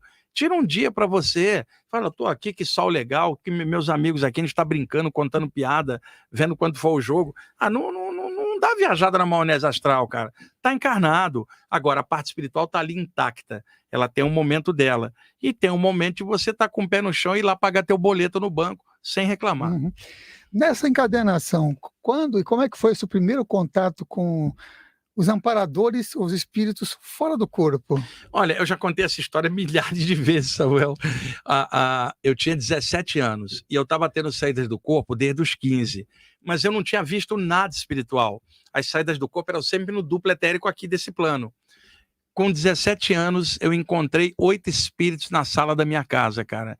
Quando eu falo 8 espíritos, não é bolinha de gás, não é ser do além, são 8 pessoas, 8 homens vestidos de branco, como se fosse uma equipe médica, e eu olhava e via através deles, eles eram translúcidos, uma energia maravilhosa. Aí alguém fala assim, cuidado, você está sendo enganado pelo capeta. Eu falei, vai com seu fanatismo para aquele lugar. Eram pessoas na minha frente, eu não tinha dúvida, a energia.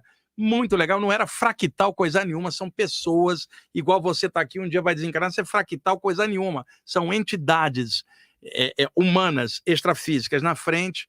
E aí esse grupo de mentores se apresentou e eles começaram a me orientar numa série de coisas, como dar passes em pessoas que estavam desencarnadas e apegadas, passaram a me levar em outros planos onde eu tinha conhecimento que não tinha nos livros daqui, e eu tinha 17 anos, então foi muito cedo, eu me acostumei com o mundo espiritual. Então por isso a naturalidade que eu falo disso, eu não falo, ali tem uma entidade, um espírito, não, aqui é uma pessoa que mora em outro plano, e como o corpo astral dela é dotado de alta plasticidade, pode estar plasmada a forma humana ou uma esfera de energia, mas é uma consciência igual eu e você, apenas em outra condição.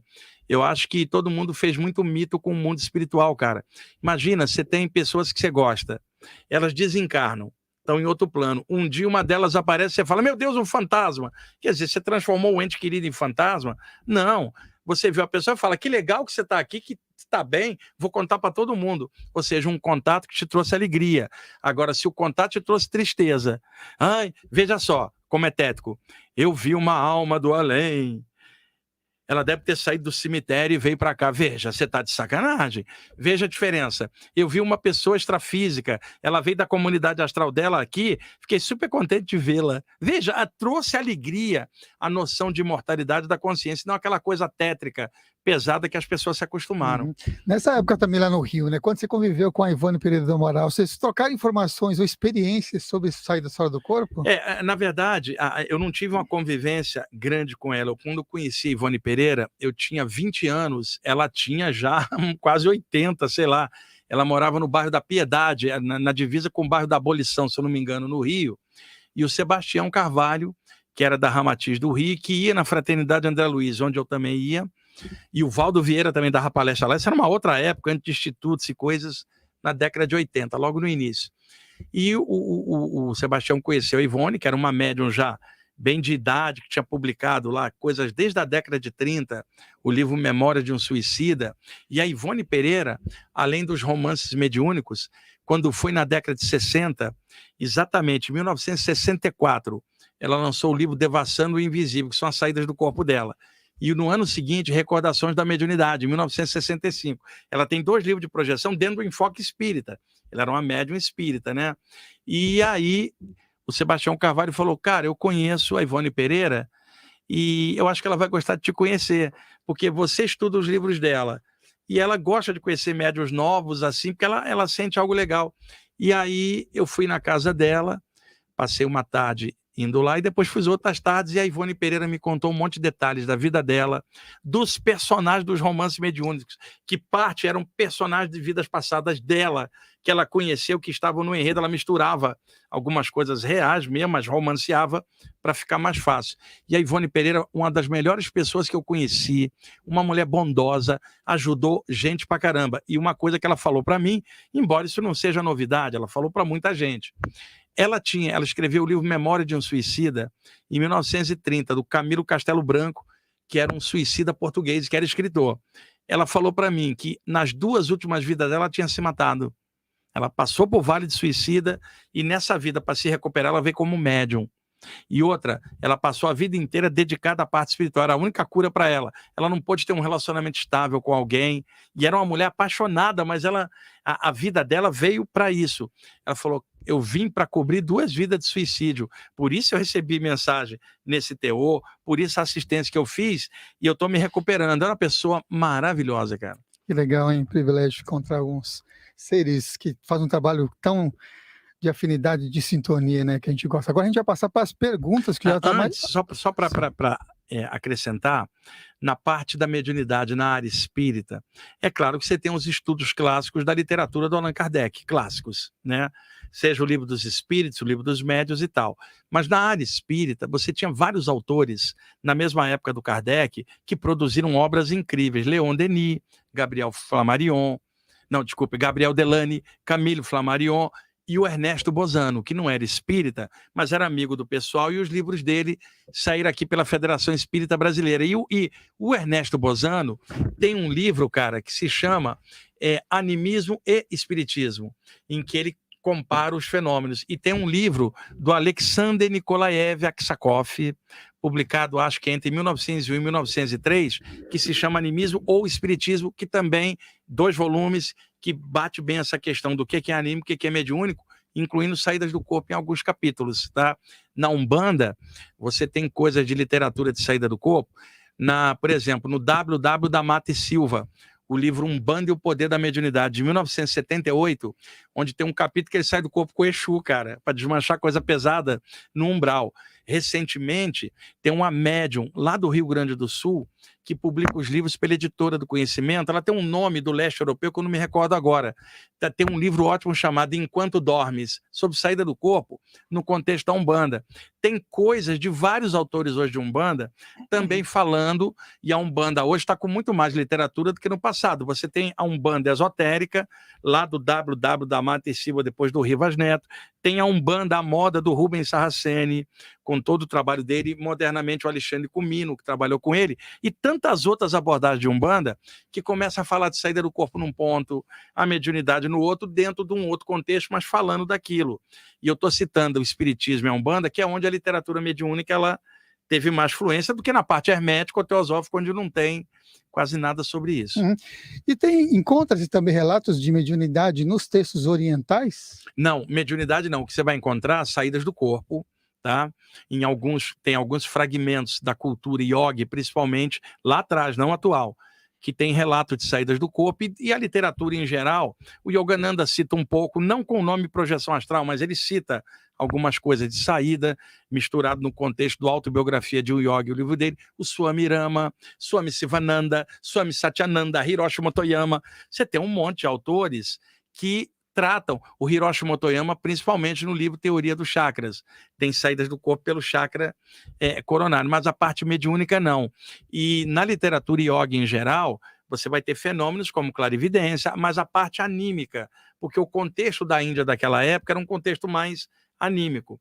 A mediunidade sempre existiu no ser humano, mas o desenvolvimento do estudo dela, não da mediunidade, surgiu no século XIX com Allan Kardec em diante, e o espiritismo moderno a partir de 1857, com o lançamento do Livro dos Espíritos primeiro. Mas a mediunidade sempre existiu, mas nunca tinha tido em aberto um estudo sério. Agora, veja, Samuel, lá no Antigo Egito, nas iniciações nos templos, na Antiga Grécia, ou no taoísmo da China, nos mosteiros no alto das montanhas, ou mesmo nos ashrams da Índia, dentro dos estudos que se fazia, haviam várias capacidades, abertura dos chakras, saídas do corpo e, é claro, o contato com o mundo espiritual. Só que isso era feito num contexto iniciático yogi. A mediunidade do século XIX para cá com Kardec é a mediunidade no sentido aberto, popular. Então o enfoque é diferente por isso. E você falou sobre essas questões orientais, eu lembrei de um autor também, a gente citou ele em um dos momentos aqui, inclusive mostrou uma capa do livro dele, né? Mas o que você pode falar sobre um ponto específico que ele relata, que é assim, o Lobsang Rampa, que ele fala assim, mudando de corpo, isso seria possível? Não, né? não, isso foi um fake, né? O Lobsang Rampa, ele surgiu no finalzinho da década de 1950, e era supostamente um monge tibetano que tinha vindo fugindo da invasão chinesa no Tibete, e estava na Inglaterra e começou a contar os seus relatos. O primeiro livro chamava Terceira Visão. Daí ele foi publicando acho que 19 ou 20 livros, eu tenho todos em casa. Um deles, se eu não me engano, o terceiro, se chama Você e Eternidade. Tem saídas do corpo. Vou até ser mais específico. Capítulo 9 ao 12. Você tem saídas do corpo. O que acontece? Durante a década de 60, os livros vendiam pra caramba. E os jornalistas ingleses iam na editora querendo saber quem era o tal do monge, querendo fazer uma entrevista, e a editora mantinha ele no anonimato. Em 1968, mais ou menos, um repórter descobriu a história. Ele era um carteiro inglês chamado Cyril Hoskins, que nunca tinha saído da Inglaterra, e escrevia como Lobsang Rampa. Aí deu o escândalo, cara. Não, é um impostor e tal. Aí ele publica um livro dizendo o seguinte: ele era um monge adoentado no Tibete que fatalmente iriam morrer.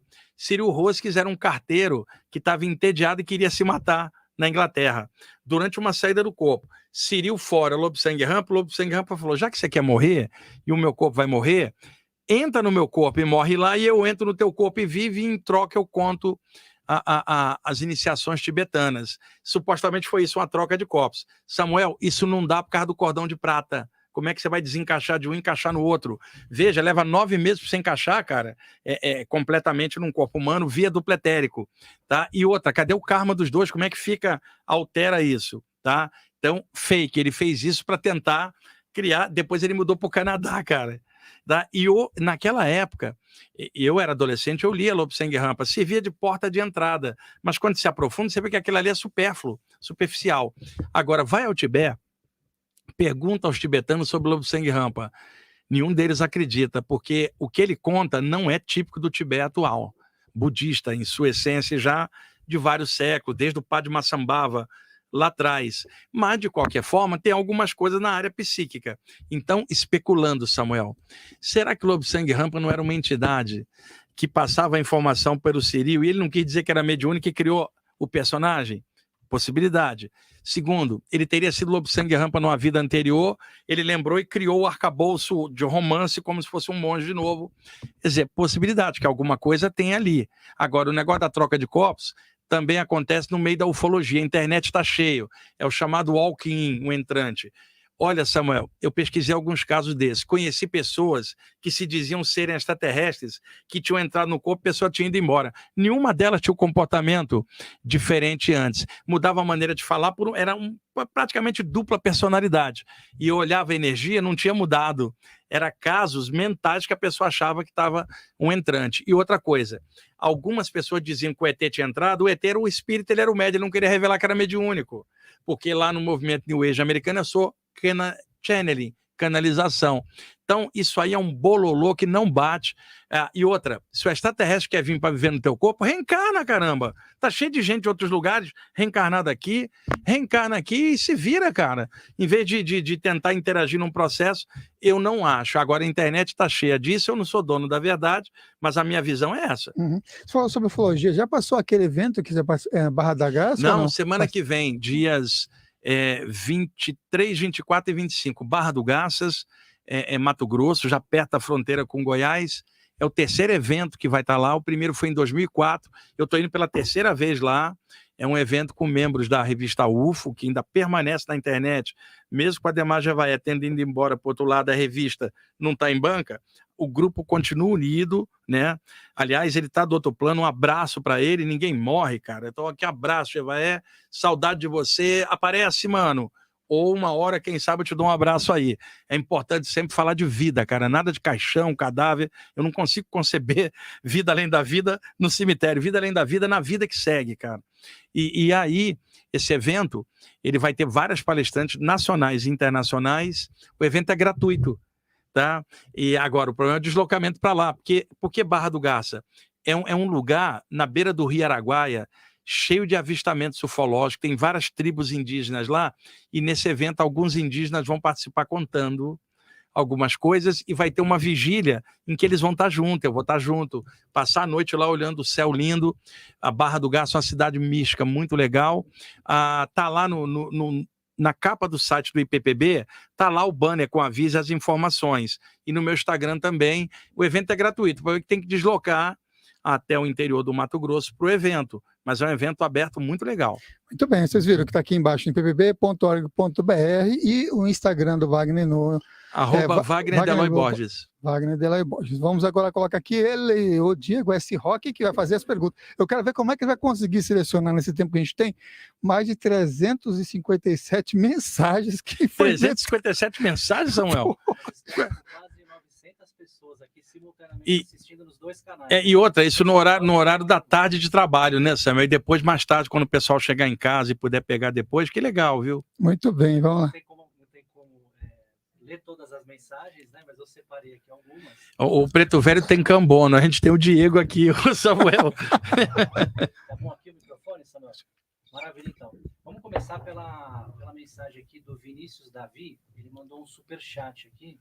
Ele coloca: Wagner, saudações. Em suas viagens astrais, você já esteve nos Himalaias? Há literatura que menciona a existência de bases de espíritos avançados por lá. Você poderia falar sobre esse assunto? Sim, eu já tive projetado lá algumas vezes, não muitas, né? E tem estruturas extrafísicas concomitantes ao Himalaia no duplo, Diego.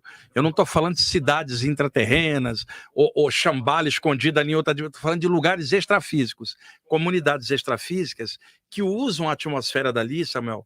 O lugar é extremamente rarefeito, é muito alto. O prana do ar ali é muito sutil.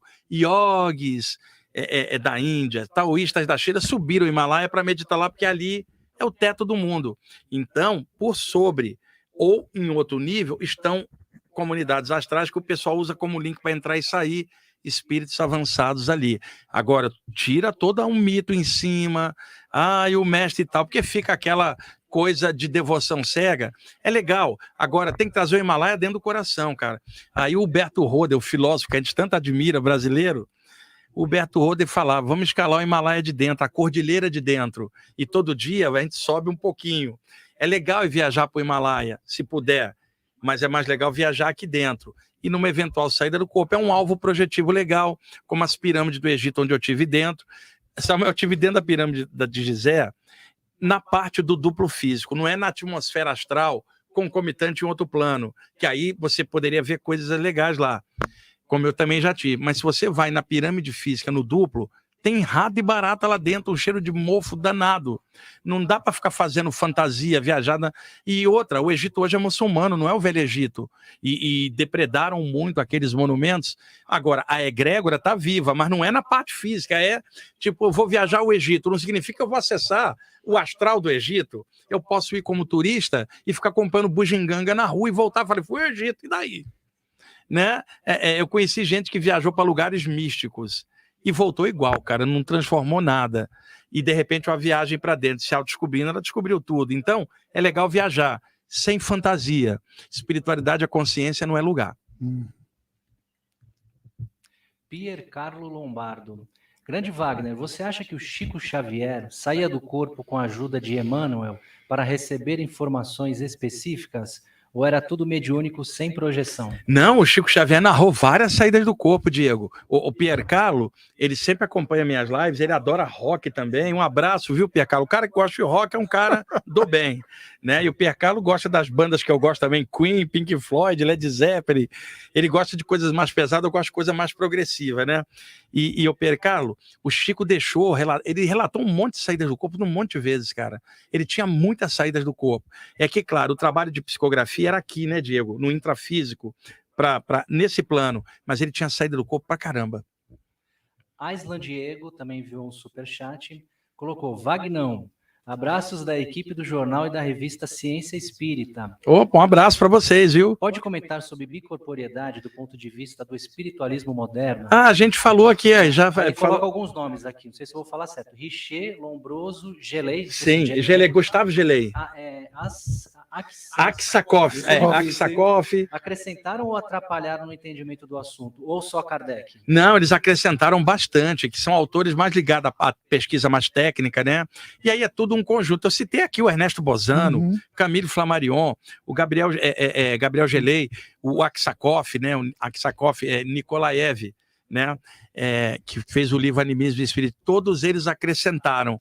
Tá? O ideal, como sempre, é o conjunto, né? Para eles que são da revista, Kardec, Gabriel Delane, Leon Denis, Camille Flammarion, Ernesto Bozano, Nosso Lar do André Luiz, toda a série acrescenta. E assim, tem um monte de livros do Divaldo Pereira Franco, a área espírita, tem muita informação legal. Legal é somar. Alguns pesquisadores aqui no Brasil, o Hernani Guimarães Andrade, que era espetacular, eram espíritas, mas tinham um componente um pouco mais parapsicológico, tentando dar uma consistência mais técnica. Tudo é necessário, tá? O legal é o conjunto. E no conjunto a pessoa tira a média dela. E um abraço, pessoal da revista. Vamos lá, alguém tá chamando você aí, ó. Você viu que ele tá esbarrando a câmera. Pessoal, ele quer subir de novo. Olha aqui. Sabe o que é, Samuel? Eu estava no Rio de Janeiro. Eu fui fazer palestras lá, inclusive, eu conheci a Fraternidade Ramatiz de Brás de Pina, porque eu conhecia a da Tijuca, onde eu fiz muitas palestras.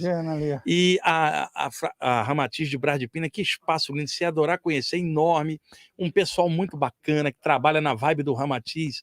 Você entra lá, tem imagem do Ganesha, tem imagem do Ramatiz, sabe? Não fica aquela coisa só dentro de Kardec ou Jesus. Tem Shiva, tem Buda. Quem segue o trabalho do Ramatiz é o universalismo, né? E fui muito bem recebido lá pelo pessoal, arrecadou bastante alimento.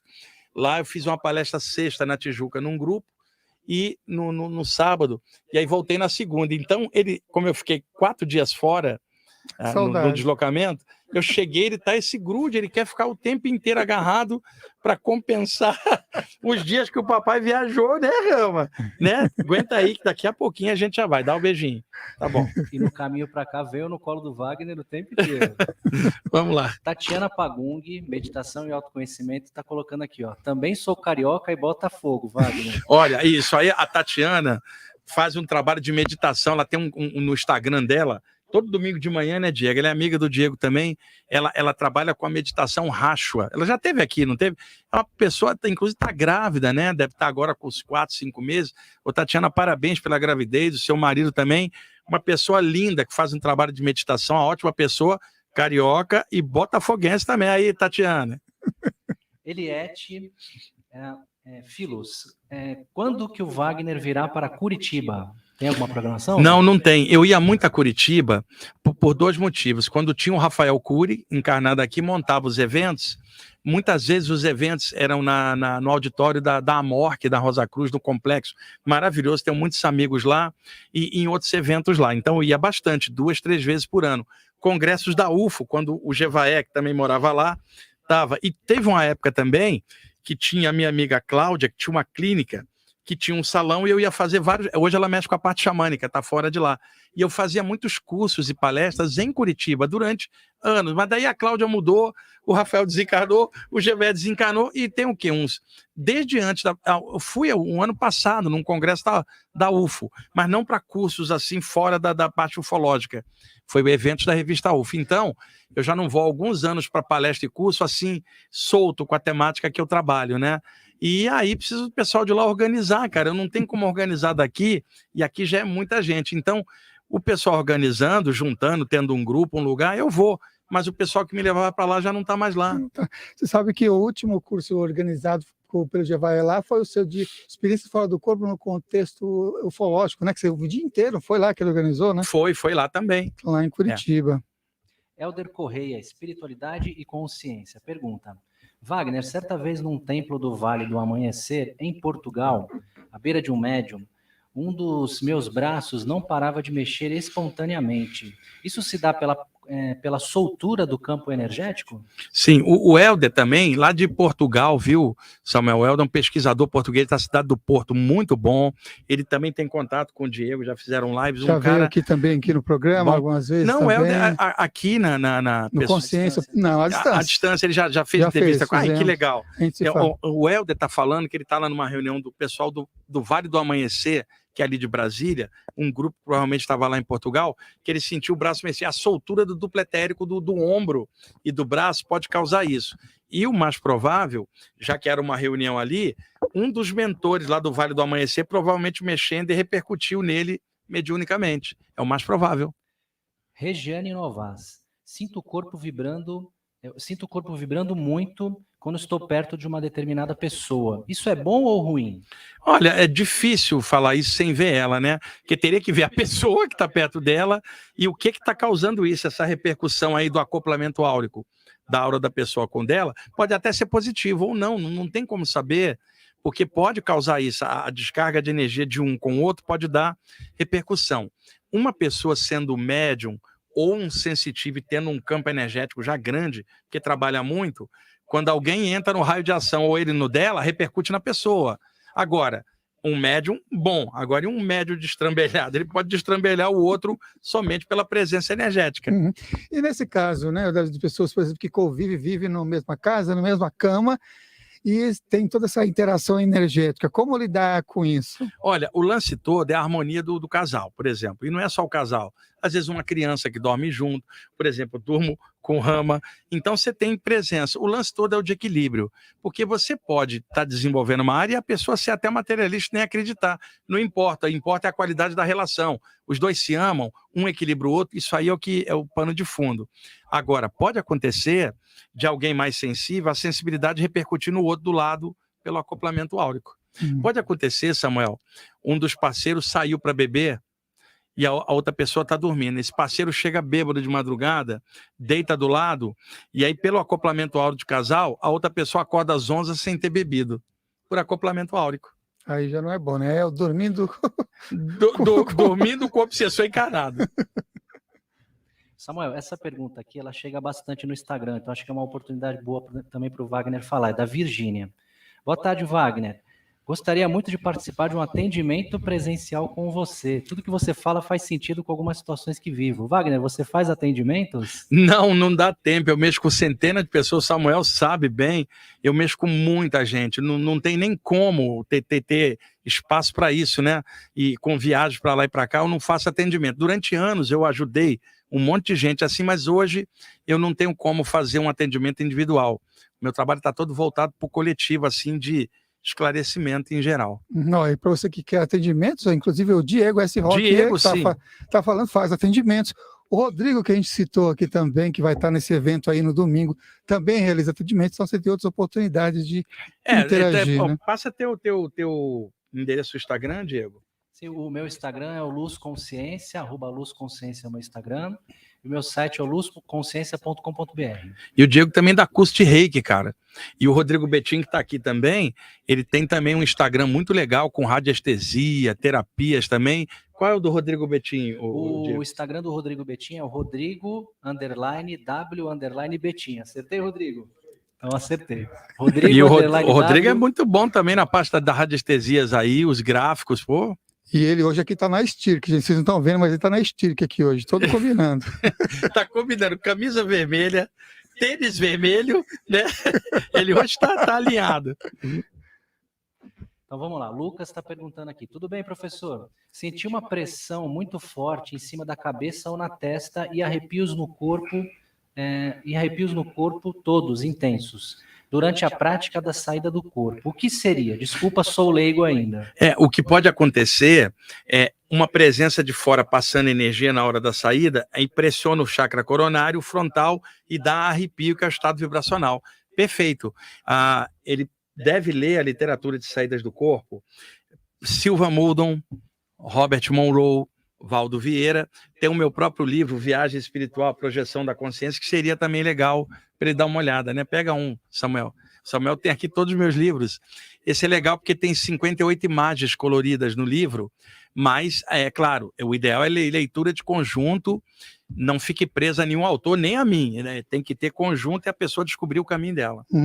E aquela pessoa que está acompanhando e sente que tem sofre de um certo assédio, qual é o melhor? Foi uma pergunta que reformular.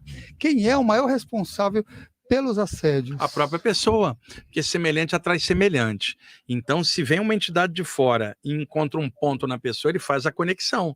Não tem, por exemplo, o Buda seria assediado como? O obsessor não teria nenhum ponto de contato, o cara está equilibrado, por exemplo. E tem também o trabalho, por exemplo, Jesus. Aquilo que se fala na Bíblia como diabo era um ataque de assediadores. Mas por quê? Jesus trabalhava em público. Você já imaginou as buchas que Jesus segurava do pessoal? Tipo assim, Jesus ia pro deserto. Por quê? Acho que ele pegava, a galera vem, pegava, dava um arrastão e levava, falava, fica aí, o Pedro, o João, fica aí que eu vou resolver. E dava uns passos e liberava os caras. Era desobsessão, é diferente. O assédio, ele começa dentro da pessoa. E as pessoas querem tirar o assediador, mas não querem mudar o que está dentro. Samuel, tem uma ferida aberta, tem moscas em cima. Se você tirar as moscas e não fechar a ferida, vem outras moscas. As pessoas querem tirar o obsessor, que é a mosca, mas não quer fechar dentro dela o rombo que traz a outra mosca. Então o lance é, limpa em volta e melhora dentro, para não acontecer de novo. O que mais? Wagner, a pergunta do Lucas, tá? Wagner, pode nos narrar uma experiência fora do corpo que você teve com entidades que vivem em outros planetas? Você chegou a vê-los? A aparência deles é a mesma de humanos? Samuel, o livro aqui, eu vou mostrar aqui porque... Imagens do Léo Dolfini, né, Wagner? A imagem do Léo Dolfini. Léo que já esteve aqui também mostrando sua arte. Eu pedi, ele fez baseado nos relatos. Olha, esse casaco azulado aí é da companheira do Diego. Espera aí que eu vou achar aqui onde está... Tem uma parte aqui no livro Viagem Espiritual em que eu coloquei justamente isso, o contato com presenças extraterrestres nas saídas, e é o que eu vou falar lá em Barra do Garças. Olha aí. E vou falar de EQM lá também, com presenças extraterrestres durante as experiências. Espera aí que eu estou localizando aqui. O livro tem tanta imagem, né, Samuel? Espera aí, deixa eu catar aqui. Ô, Rama, fica quietinho, cara. Ele tá me cobrando atenção aqui, que é uma coisa... Rama, se não esbarra na câmera, cara. Olha, vocês que ficam olhando aí achando que o Rama é bonzinho, ele é levado. Samuel, como é que eu posso mostrar aqui? Aqui, ó. Isso aqui, ela tem que mostrar na horizontal, Samuel. Pronto, assim. É uma nave, eu fiz, é claro, para ilustrar. Os ETs deixam os corpos ali, em animação suspense, se projetam, a pessoa sai do corpo e encontra um deles. Mostra a outra, Samuel. A outra são extraterrestres com... um projetor aqui da Terra no trabalho de cura. O Lucas, eu já contei tantos relatos lá no meu programa de rádio, assim, nas lives em geral, é um tema que é recorrente, que eu venho falando há muito tempo. E não tem só esse tipo de ET, tem várias formas diferentes. Mas é aqui com as imagens pode te ajudar. E o professor Wagner Borges tem um livro também, né? Uma lição extraterrestre. Pouca gente chama-se Uma Lição Extraterrestre. Eu lancei em 1998. Na época, algumas escolas adotaram, Diego, porque o pano de fundo do livro é a parte ecológica. né? E que eu usei aqui, ó. Essa é a edição original, que não sei se você conhece essa aqui. E depois saiu uma pela editora Madras, pequenininha, livro de bolso, tá? Justamente aqui com os desenhos da Glória Costa na época, também muito legais. Fábio Martins. Wagner, poderia falar um pouco sobre os blocos de ideias que chegam à mente do psicógrafo intuitivo? Como separar o que é de fora e o que é da sua própria consciência? Só com o tempo. Como é o nome dele? Fábio Martins. Ô, Fábio, eu também passei por isso, todo médium em desenvolvimento passa. É assim, mentores podem criar uma enorme massa de energia, Samuel, um bloco de formas mentais, e eles injetarem um bloco de ideias lá dentro. Do mesmo jeito que 3 compositores podem juntar e fazer uma letra, 3 poetas podem juntar e fazer um poema. Então, seres extrafísicos jogam um bloco, arremessa esse bloco, que é uma massa de luz, sobre o chakra coronário da pessoa, e essas ideias vão descendo, e o médium se sente invadido por bloco de ideia que ele tem que escrever ou gravar rapidamente. Como ele está consciente, fica aquela história, o que é meu, o que está vindo? Conselho que eu estou dando, escreve tudo, não trava, filtra depois. Porque se ele fica assim, isso é meu ou não é, ele trava o fluxo. Escreve, no final você olha e vê o conteúdo. E outra, não importa se é anímico ou mediúnico, importa a qualidade do conteúdo. Se ele é bom, não interessa se é anímico ou mediúnico. É isso que é o foco. Agora, o bloco, ele é diferente da mediunidade ostensiva que uma entidade acopla. Ele vem por blocos de ideias, normalmente com médios na questão mais intuitiva. O lance é deixa fluir, depois você filtra para ver o que é o que, e só com o tempo ele vai saber a diferença. Agora, o trabalho com chakras pode melhorar essa sensibilidade, porque os chakras estando tinindo, quando descer aquele bloco, os chakras estão mais capacitados para filtrar aquilo ali. Então, o lance é aprofundamento mesmo dele e flui conteúdo bom na mensagem. Denner Silva, em casos em que o médium sai do corpo durante uma incorporação e tem dificuldade de voltar ao final da incorporação, o que o próprio médium e os médiuns que estão dando assistência podem fazer? Não há perigo nenhum. Eu vi isso acontecer várias vezes, Samuel. Na hora que o médium vai para fora e ocorre uma comunicação mediúnica, o padrão de ondas cerebrais desce mais, ainda mais se ele é automático. Então, na hora que a entidade sai e ele vem para encaixar, ele encaixa ainda com as ondas cerebrais lá embaixo, ele não consegue. Ou o corpo ainda está. O que tem que fazer? Dá alguns minutos, mas o médium fica apavorado porque não consegue encaixar. As pessoas falam, volta, irmão, volta, faz um escarcéu. Não, calma. As ondas cerebrais vão voltar, estimulando, e o próprio corpo vai puxar ele de volta, não tem perigo nenhum, porque acontecia comigo. Mas o pessoal, na hora, fica muito apavorado. Cadê? Chama ele. Volta, irmão. Não precisa dessa palhaçada, cara. Estuda o negócio para entender, projeta energia no corpo do médium para ele estimular um pouco, para encaixar. Não tem perigo de não voltar. É que está mais lento, porque as ondas cerebrais estavam lá embaixo, demora mais para voltar do que a mediunidade, em que o médium está no estado alterado aqui em cima, é mais rápido. No caso da projeção, demora mais para voltar na mediunidade. Nos trabalhos espirituais de mediunidade que a gente fazia, uma das práticas era nos punhos aqui, colocar energia nos punhos. E nos punhos, aqui tem chakras laterais aqui, secundários das palmas das mãos aqui, energizar os punhos. A energia, Samuel, ela, por exemplo, do punho esquerdo aqui do chakra, ela vem no lóbulo direito, e a daqui vem no esquerdo. E aí, na hora que você mexe aqui, a energia acende aqui e o médium volta na hora. Por isso que na Umbanda, o médium inicial, que ainda não sabe controlar, tem uma entidade violenta que não quer sair, aí o que se faz? Belisca o pulso do médium, por causa disso. Quem me explicou isso foi um preto velho, numa saída do corpo. Foi aí que eu tomei conhecimento do chakra dos pulsos, e ele me falou que tinha uma relação direta aqui com as têmporas, principalmente. Outro ponto, né, agora vai ficar em torno de brincadeira, sei que talvez você não aprecie mais, mas é verdade que os médios gostam muito de doce depois das reuniões? Não é verdade não é isso não. É que é o seguinte, doadores de energia, onde tem componentes ectoplásmicos que são semifísicas, que o ectoplasma ele leva albumina, colóide, potássio, tá? Açúcar. Por isso, quando acaba a reunião, o médium está hipoglicêmico, a carga de açúcar caiu. O médium está esfomeado, cara. Se não comer, dá até dor de cabeça, é hipoglicemia. O que ele tem que fazer? Comer algo, mas não é um alface ou um tomate, é comer carboidrato, porque o problema é que se o médium come um carboidrato de entrada rápida, açúcar rápido, isso não faz bem. Por exemplo, acabou, você come um chocolate, ele é processado rapidamente, a carga de açúcar dele é muito alta, além da cafeína e da gordura, isso acelera o metabolismo. Então o pâncreas lê que desceu muito açúcar, ele joga insulina.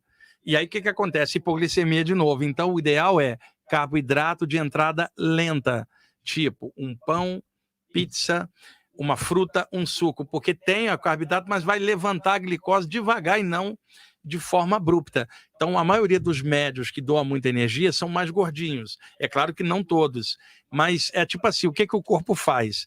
Pô, perdeu energia aqui agora, como vai perder na próxima? Deixa eu estocar um pouco, vai te dando fome, você vai comendo só coisa que engorda, cara. E não vem alguém te dar um prato de alface depois de uma reunião de doação de energia. Não funciona. Não é que a pessoa tem que comer isso ou aquilo, mas ela precisa comer carboidrato de entrada lenta. Por exemplo, uma pizza, um sanduíche, seja lá do que ela quiser, ou vegano, mas com carboidrato. Não é folha nessa hora que vai te ajudar, mas carboidrato, porque você perde glicose durante a doação de energia com a própria energia. Pegando o gancho sobre o que o professor falava agora sobre os chakras, tem uma pergunta aqui do CESP. Professor, os chakras inferiores devem ser trabalhados com a mesma frequência e intensidade dos superiores, pulsar luz? O lance é de equilíbrio, Diego, é da cabeça à base. Trabalha todos de forma uniforme. Quando se fala do perigo de mexer embaixo, Samuel, é mexer só nos de baixo. O lance todo é isso, equilíbrio. Então, 3 para cima, 3 para baixo, o coração do meio. Vem aqui, equilíbrio embaixo, equilíbrio em cima e fica equilibrado. Agora, é claro, os interesses da pessoa vão favorecer a ativação de alguns chakras. Samuel, alguém muito chumbado só na matéria, que só pensa aqui, o chakra da base está mandando na consciência dele. Alguém obcecado por sexo é o chakra geniturinário. Aqui o chakra umbilical são as emoções, cara. A humanidade é super pilhada, nós também. Aqui. Quando vem para o chakra cardíaco, começa o sentimento mais alto, mas veja, alto e baixo, sentimento alto, emoção pesada, a gente vai lutando. Chega aqui, a parte mental começa a melhorar. Então, lá na Índia se fala, a evolução pega os 5 elementos até aqui. Quando chega aqui, que é o chakra de comando, não é possível mais descer, porque o foco está voltado para as estrelas, cara, para temas elevados. Então, mesmo com o foco voltado para lá, seus pés estão no chão recebendo energia da Terra. Você tem que estar equilibrado. O cardiorrespiratório equilibra os 3 de cima e o de baixo, mas o ideal é estar equilibrado como um todo. Agora, é claro, o comando que eu vou dar lá embaixo está vindo daqui. Veja, quando o comando vem de baixo para cima, veja, eu vou falar claro, é o rabo mandando na consciência, não dá. E quando fala despertar de Kundalini, não é acender um foguete no traseiro para decolar, é fazer o fluxo da Shakti, subir até o chakra cardíaco, ser transformado em amor, subir e expandir a consciência no Samadhi. Então, tem muito mito em cima disso também. E outra coisa, houve uma demonização do chakra de baixo por parte dos iogues antigos, que viviam isolados numa meditação, então tinha pouca vibração nas pernas, porque ficava sentado meditando várias horas por dia, celibatário, comendo frugalmente, os 3 de baixo funcionavam menos, ele queria desenvolver daqui para cima para o Samadhi. Agora, uma pessoa trabalhando todo dia precisa de energia embaixo para andar para o trabalho, precisa se alimentar para poder trabalhar, ter vitalidade. Então, o que se falava do chakra de baixo foi uma demonização lá atrás, onde não se queria mexer com coisas chamadas inferiores. No nosso plano é o seguinte, mexe com os de baixo, mas com a consciência, né? Porque aí você equilibra e dá a força que o corpo precisa, né? Desenvolve a consciência, mas sem negar o corpo, cara. O lance ainda é de equilíbrio aqui no meio. Sabe o que você fez lembrar? Uma das práticas que a Bianca, que já desencarnou também, passava bastante, que é essa conexão. Também tem a parte corporal, mas ela gostava muito da questão da pineal, né? A Bianca, que morava em Brasília os últimos anos, é aquela daquele caso de abdução junto com o marido dela na ocasião, o Hermínio. Os dois eram evangélicos.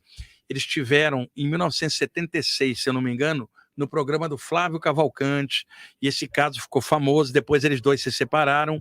O Hermínio, no meio da década de 80, chegou a fazer curso de projeção aqui na área do ABC, baseado nas orientações do Carran, que era o extraterrestre que orientava eles com movimentos físicos e glândula pineal. Já a Bianca, ela foi morar em Brasília, e a Bianca teve uma visão mais universalista, e falava muito da pineal também, a partir das orientações do Carran. Eu tenho um material deles em casa. Legal. Cláudio, boa noite, pessoal. Tem uma pergunta para o Wagner, direto de Olinda. Qual a sua opinião sobre quem usa a mediunidade para ganhar dinheiro? Gratidão a vocês. Olha, depende, tá? Por exemplo, Samuel, um massagista pode cobrar massagem? É o trabalho dele, está se dedicando àquilo, tá? Então tem muito preconceito em cima disso. Tá? Tem que olhar qual é o caso e qual é a condição da pessoa. A mediunidade depende de um outro ser sobre a pessoa. Né? Então a pergunta, você cobrou, você vai dividir com ele o dividendo? Já o anímico, você pode cobrar o que você quiser, é teu, você estudou, se esforçou. E outra, se você está dando atendimento, você deixou de trabalhar para poder atender. Então, tudo isso é muito relativo. Agora, tem gente que abusa, explora e tem muito julgamento dos outros em cima. O lance é, preste atenção no seu trabalho e seja ético com o que você está fazendo. Deixa cada um como cada um e toca a bola em frente. Porque, por exemplo, os médios na Inglaterra, onde a mediunidade é um pouco mais eclética, não tiveram, por exemplo, o parâmetro de Allan Kardec, que era francês, que o Brasil trouxe de lá para cá. Então, se você pesquisar a história do espiritismo do Arthur Conan Doyle, contando o movimento espírita em inglês, os médios cobravam, porque não tinha o componente espírita que o Allan Kardec deu, era uma coisa mais laica.